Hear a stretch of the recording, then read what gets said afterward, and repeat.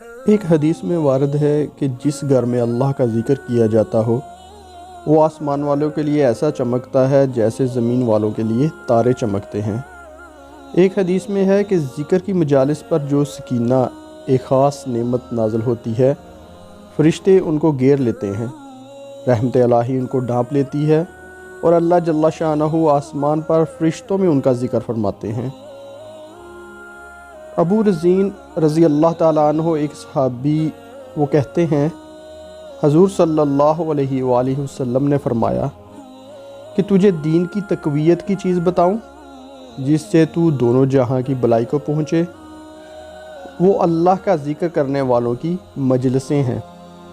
ان کو مضبوط پکڑ لو، اور جب تنہا ہوا کرے تو جتنی بھی قدرت ہو اللہ کا ذکر کرتا رہے۔ حضرت ابو ہریرہ رضی اللہ تعالیٰ عنہ فرماتے ہیں کہ آسمان والے ان گھروں کو جن میں اللہ کا ذکر ہوتا ہے ایسا چمکدار دیکھتے ہیں کہ جیسا زمین والے ستاروں کو چمکدار دیکھتے ہیں۔ وہ گھر جن میں اللہ کا ذکر ہوتا ہے ایسے منور اور روشن ہوتے ہیں کہ اپنے نور کی وجہ سے ستاروں کی طرح چمکتے ہیں،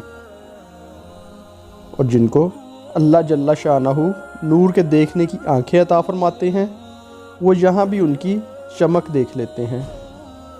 اس کے بندے ایسے ہیں جو بزرگوں کا نور، ان کے گھروں کا نور اپنی آنکھوں سے چمکتا ہوا دیکھتے ہیں۔ چنانچہ حضرت فضیل بن عیاض رحمۃ اللہ علیہ،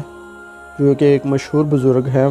فرماتے ہیں کہ جن کے دلوں میں اللہ کا ذکر ہوتا ہے وہ آسمان والوں کے نزدیک ایسا چمکتے ہیں جیسا کہ چراغ۔